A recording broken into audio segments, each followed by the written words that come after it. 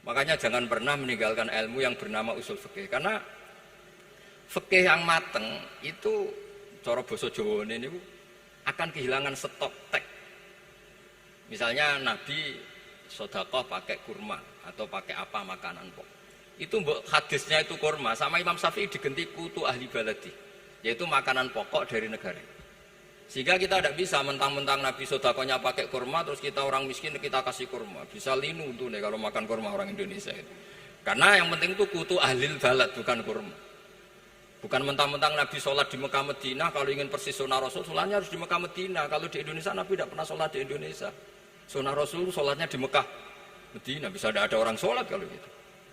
Jadi ada ilmu yang namanya tangkihul manat, yang harus ditiru itu sisi mana?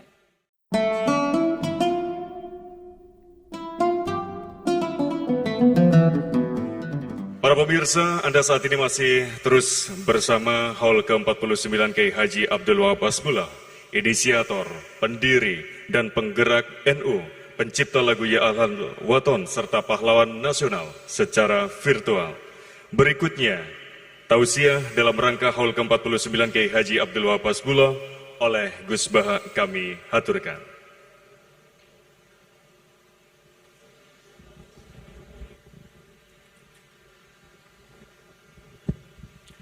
Assalamualaikum warahmatullahi wabarakatuh. Bismillahirrahmanirrahim. Allahumma ya Allah ihdinas siratal mustaqim siratal ladzina an'amta 'alaihim ghairil maghdubi 'alaihim waladdallin amin. Allahumma shalli wa sallim ala habibika Mustafa Muhammad wa ala alihi wa sahbihi wa barik wa sallim amma ba'du.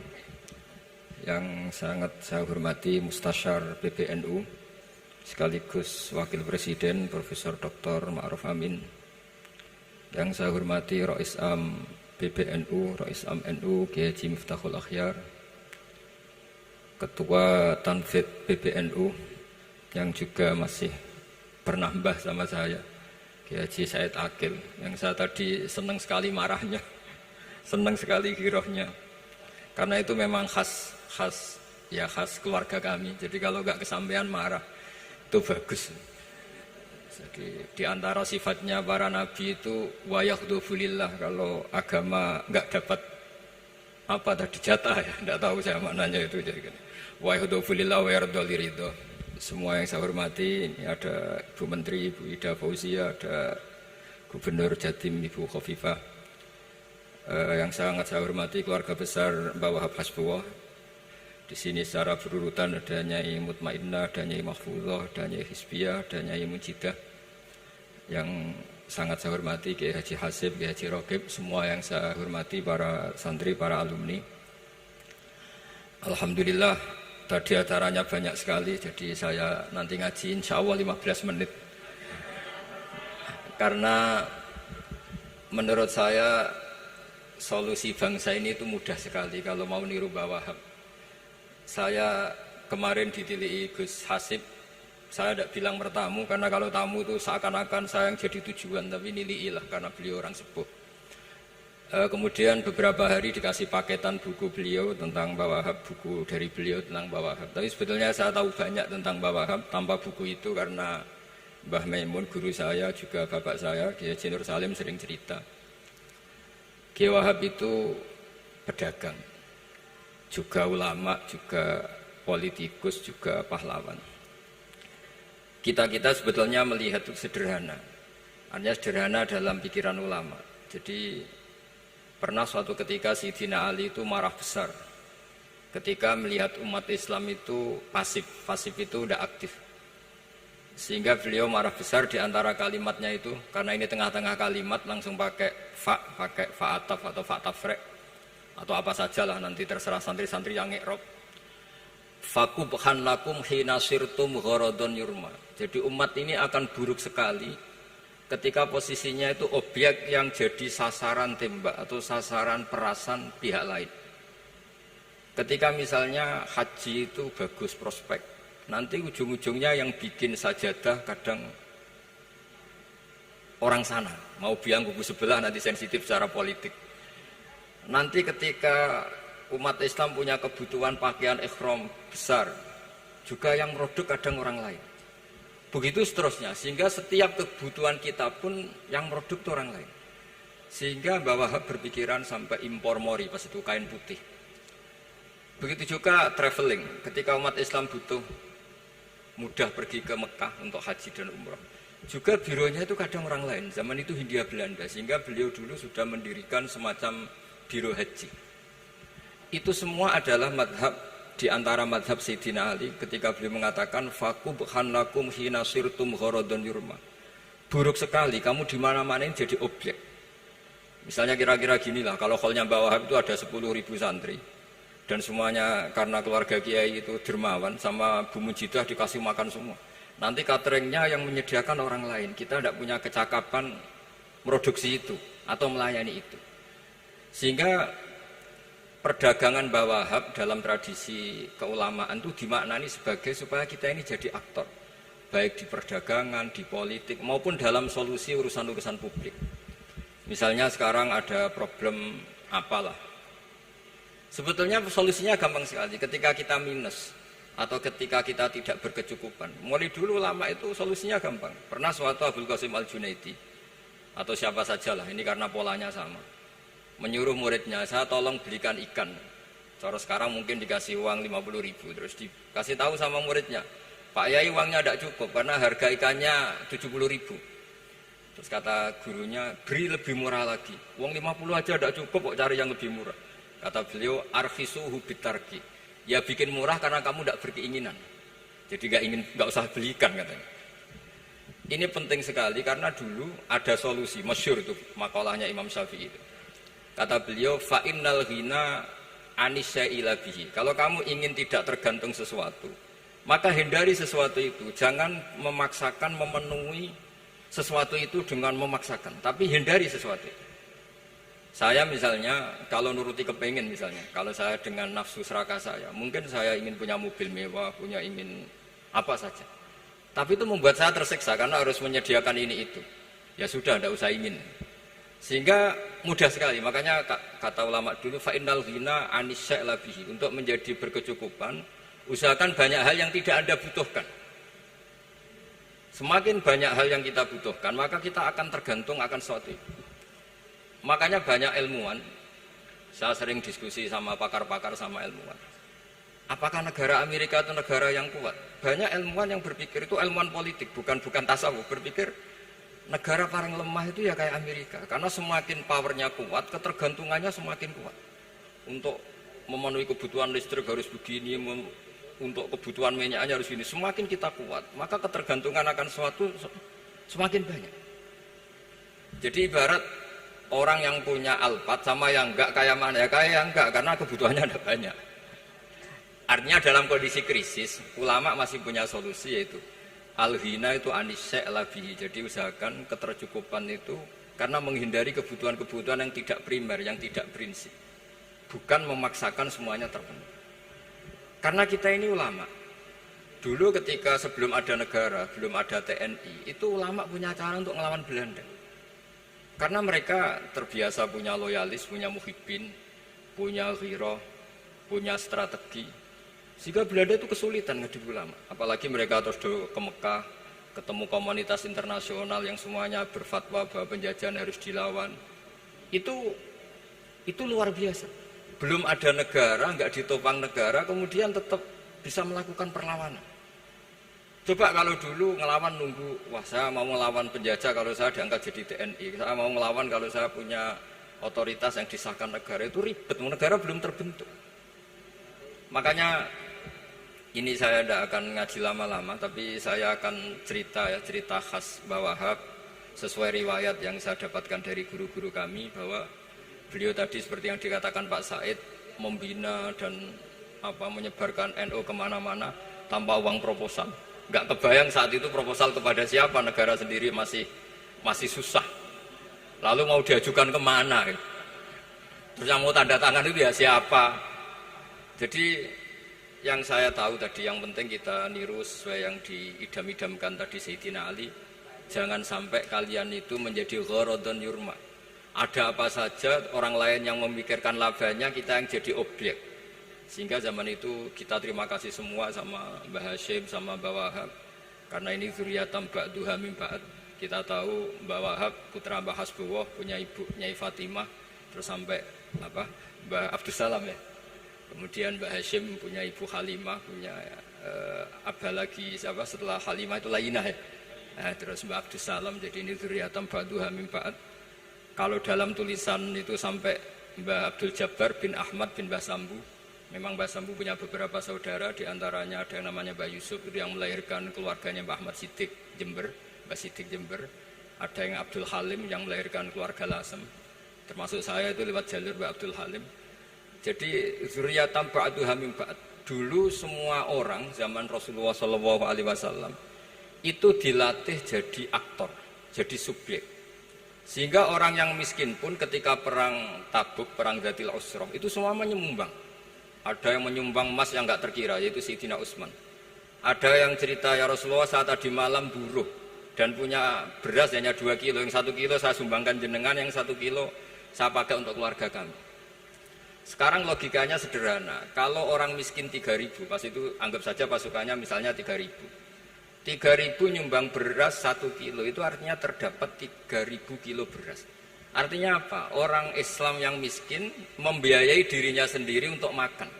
Dan mereka adalah aktor heroik. Tapi kalau misalnya ini orang-orang miskin ini tidak mau urun rembuk, kemudian menjadi beban negara, maka yang harusnya dipakai senjata, dipakai beli sembako. Dulu zaman Nabi meskipun orang itu miskin, itu semuanya bersifat heroik. Sehingga perang Dzatil Usrah itu perang paling dikenang Al-Quran. Nah, efek dari ingin memberi adalah tidak tamak. Makanya kalau dalam kitab tasawuf itu orang pikir itu gak dikritik. Yang dikritik orang tamak. Karena orang menvonis orang lain kikir itu pasti karena berkeinginan mendapat. Kalau tidak berkeinginan mendapat, maka orang lain tidak akan kamu vonis sebagai kikir. Andai kan kita semua ingin memberi sumbangan kepada Indonesia, maka kita tidak akan menvonis pemerintahan kita tidak becus ngurmat kita. Meskipun pemerintah tentu berkewajiban ngurmat orang-orang miskin itu tentu. Tapi andai kan semua orang miskin berpikir ingin menyumbang pemerintah, maka tidak akan menyalahkan pemerintah ketika faktanya nanti suatu saat atau kapan saja, semoga ini tidak terjadi, itu tidak mampu menyumbang. Karena masyarakat kepikirannya memberi, bukan mendapat. Ini solusi-solusi yang diajarkan Rasulullah SAW yang disebut al-yadul ulya khairum minal yadis sufla. Jadi bahwa posisi memberi jauh lebih baik ketimbang posisi menerima. Sehingga ketika Allah mensifati orang baik itu siapa? Allah mensifatinya sederhana. Wa mimma razaqnahum yunfikun. Orang yang kepinginannya itu yang memberi. Itu dulu zaman Nabi pas perang Khandaq, pas perang Tabuk, pas beberapa perang, itu orang yang paling miskin pun turun. Sampai orang-orang munafik mencibir, innallaha ta'ala la ghaniyun an shadaqati hadza. Allah tidak butuh sedekah hanya 1 kilo. Tapi coba efeknya dari sedekah 1 kilo itu tadi, misalnya orang miskin yang perang 3.000, itu semuanya memakan uangnya sendiri setidaknya enggak jadi beban negara. Terus mentalnya itu patriotik. Dari mental patriotik itu ketemu Belanda kayak apa, mereka bisa makan apa saja. Mulai ares gedang, mulai apa saja, yang penting halal. Karena mentalnya dari awal heroik. Tapi andai kan mereka mentalnya tomak, mungkin sudah mati. Karena, wah nunggu negara ngasih makan, proposal dulu, sedang mati. Tapi orang dulu enggak, karena heroik, inginnya memberi sehingga bisa mendapatkan solusinya sendiri. Ini solusi yang saya tawarkan sebetulnya ini mudawwan, artinya mudawwan itu ada di beberapa kitab, lihat di beberapa tafsir istilah perang Dzatil Usrah, perang Tabuk atau perang apa saja itu memang zaman itu susah sekali. Itu menjadi solusi utama adalah setiap orang ingin bermental patriotik. Nah, kalau sudah orang bermental patriotik itu gampang, ukur apa saja itu gampang. Karena tadi dari 3.000 atau 1.000 atau apa saja pasukan, sampai ada yang urun tadi beras 1 kilo, tapi 1 kilo itu menjadi satu watak, satu karakter bahwa bangsa ini inginnya memberi sama negara, sehingga negara ini mudah merdeka. Coba kalau semua orang miskin zaman itu bermental ingin mendapat, ribut proposal, nyalahkan ini, enggak didata miskin tersinggung, kan capek. Jadi ini memang zaman akhir ya, agak aneh, orang enggak didata miskin itu tersinggung. Kalau besanan nyari yang kaya, tapi kalau ada sumbangan nyari sebagai yang miskin. Jadi kalau tanya solusi khas ulama, kita belajar dari perang Dzatil Usrah. Itu orang yang miskin semuanya urun. Nah barokahnya urun itu kemudian mereka bermental patriotik.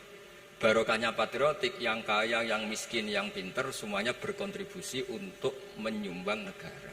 Akhirnya negara ini bisa merdeka sebelum terbentuk TNI, sebelum terbentuk Polri.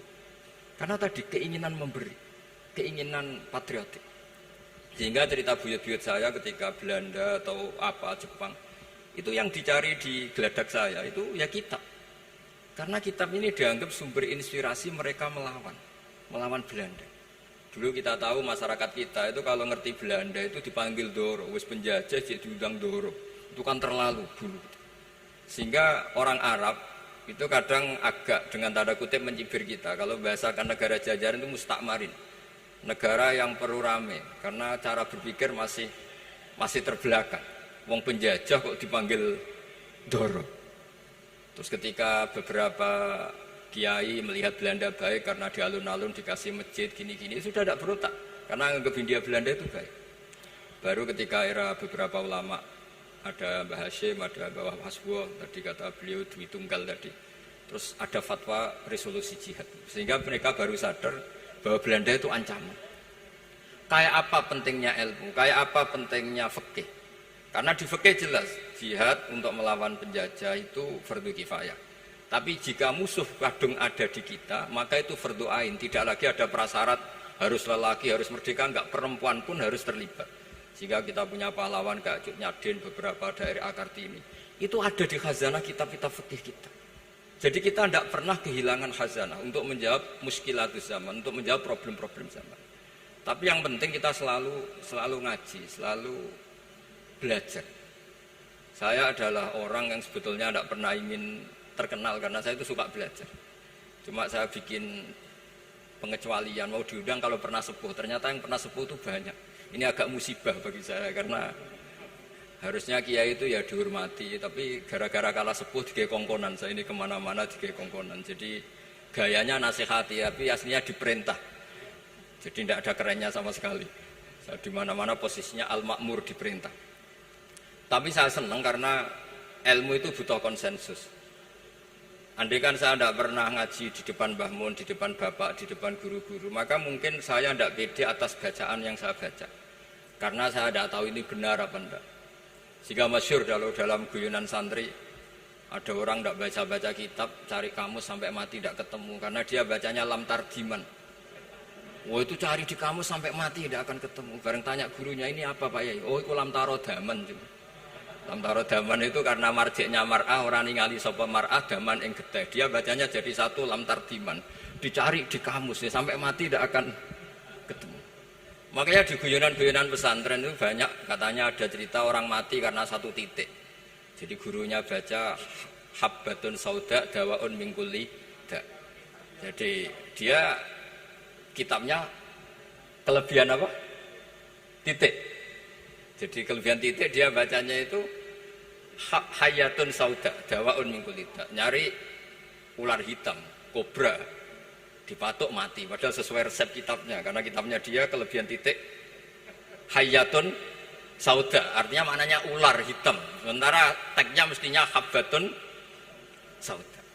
Jadi kenaifan-kenaifan begini itu harus kita dandani, karena yang bisa, kata Pak Said tadi, yang bisa itu kita cari kebenaran dari mana. Kita itu ya pokoknya ulama lah, tidak harus NU, tidak harus Muhammadiyah, pokoknya ulama yang wasatiyah.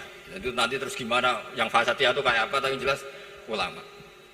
Karena dulu zaman, kalau kita fair secara sejarah, dulu ya Mbah Wahab ya dekat Mas Mansur, dulu Mbah Hashim ngaji sama Mbah Ahmad Dahlan, sama-sama di Mbah Soleh Darat, ketika di Mekah ya sama-sama ngaji di Syekh Khotim Minangkabau. Jadi kalau era beliau itu ya memang dulu perbedaan itu nggak ada masalah. Karena perbedaan itu bawaan visi ya.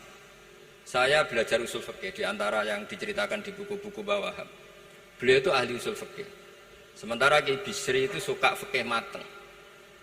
Sehingga memang ada perbedaan antara fikih mateng dan usul fikih. Saya beri satu contoh. Ini guyonan tapi nanti di usul fikih nanti kelihatan.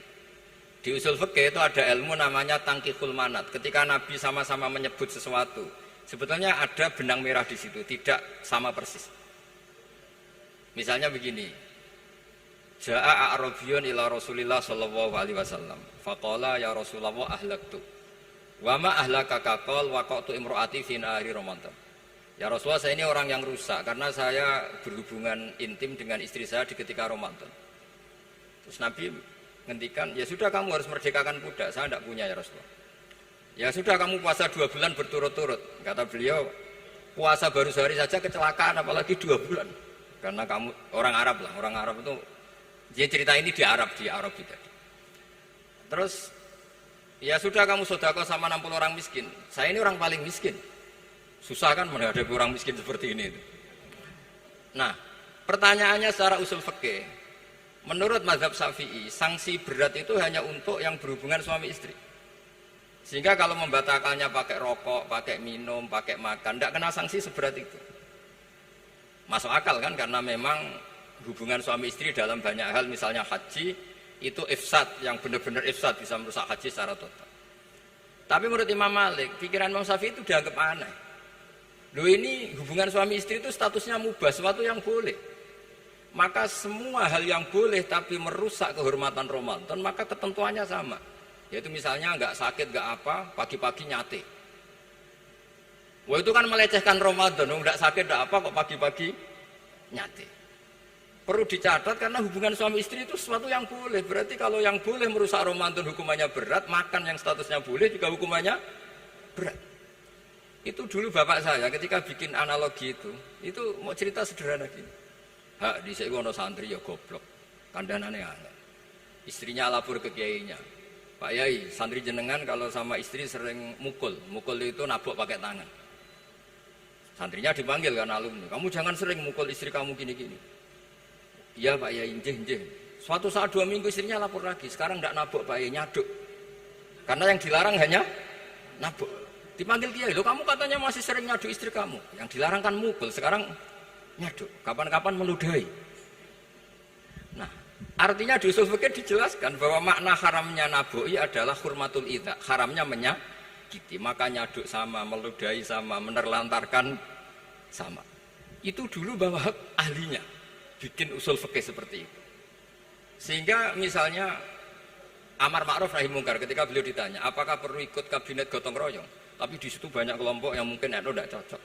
Pikirannya kayak apa harus ikut, justru ikut benahi dari dalam. Meskipun dari ikut itu bahwa Wahab nyun sewu yang ngalami fitnah yang macam-macam dituduh karena zaman itu nasakom. Tapi itu beliau santai saja. Tapi zaman itu memang itu sah karena zaman itu belum dibubarkan. Jadi yang dialami Wahab ini luar biasa. Semuanya harus jadi pelajaran bagi kita. Makanya jangan pernah meninggalkan ilmu yang bernama usul fikih, karena fikih yang mateng itu cara basa Jawa ini akan kehilangan stok teks. Misalnya Nabi sedekah pakai kurma atau pakai apa makanan pokok. Itu hadisnya itu kurma, sama Imam Syafi'i digenti kutu ahli baladi, yaitu makanan pokok dari negara. Sehingga kita tidak bisa mentang-mentang Nabi sedekahnya pakai kurma terus kita orang miskin kita kasih kurma. Bisa linu tuh nih kalau makan kurma orang Indonesia itu. Karena yang penting itu kutu ahli balad, bukan kurma. Bukan mentang-mentang Nabi sholat di Mekah Medina, kalau ingin persis sunnah Rasul, sholatnya harus di Mekah Medina. Kalau di Indonesia Nabi tidak pernah sholat di Indonesia. Sunnah Rasul sholatnya di Mekah Medina, bisa ada orang sholat kalau gitu. Jadi ada ilmu yang namanya tangkihul manat, yang harus ditiru itu sisi mananya. Nah dalam konteks Arabi tadi terus kemudian ada dibuang, ja'a Arabion, kata Arabi itu dibuang.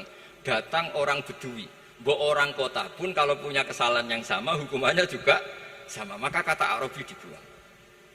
Nah, menurut Imam Malik, kata jima, hubungan suami istri juga dibuang, digenti membatalkan puasa dengan apa saja yang tanpa uzur syarat. Jadi ini kealiman-kealiman kiai-kiai Indonesia dulu itu, misalnya kentong, dulu meskipun ada yang bilang bid'ah, kentong itu bid'ah karena mirip orang Nasrani. Orang Nasrani itu bentuk kentongnya di kelenteng itu tidak seperti kentong kita. Adat Indonesia kalau pos kampleng ada maling, ada banjir pakai kentong. Jadi adatnya memanggil tuh pakai kentong. Makanya kiai-kiai dulu, ini mirip orang Nasrani, enggak mirip pos kampleng katanya. Padahal jelas ya, menurut hadis sahih jelas ketika ada sahabat usul ya Rasulullah bikin kentong, wah jangan nakus itu nanti kayak Nasrani. Bikin buk itu trompet, jangan nanti mirip orang Yahudi.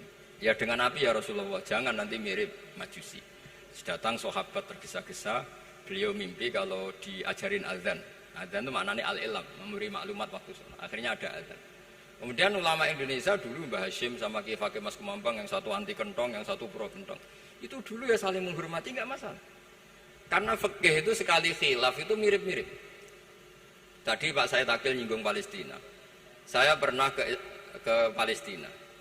Itu banyak ulama Mesir yang mengharamkan orang datang ke Yerusalem, ke Masjid Aqsa. Karena mau tidak mau harus dapat visa Israel, berarti ngaku eksistensi Israel. Karena dianggap mengaku eksistensi Israel maka hukumnya haram. Tapi saya pernah ketemu Imam Masjid Aqsa. Beliau bilang begini, Pak Bahak, kalau orang Islam dari seluruh dunia tidak datang ke kami, maka eksistensi kami dianggap diabaikan oleh komunitas internasional. Dan itu dengan mudahnya Israel mencaplok kita. Sehingga separuh ulama Mesir juga mewajibkan yang mampu harus ke sana. Dengan cara itu Aqsa aman karena masih diperhatikan ulama atau komunitas internasional. Yang satu cara pandang ke sana berarti ngaku eksistensi Israel karena ada visa Israel. Yang satu bilang harus ke sana, dengan itu eksistensi Masjid Aqsa terjaga karena masih diperhatikan ulama atau komunitas Jadi di mana-mana khilaf itu ya seperti itu. Tapi alhamdulillah di kita itu khilaf itu biasa.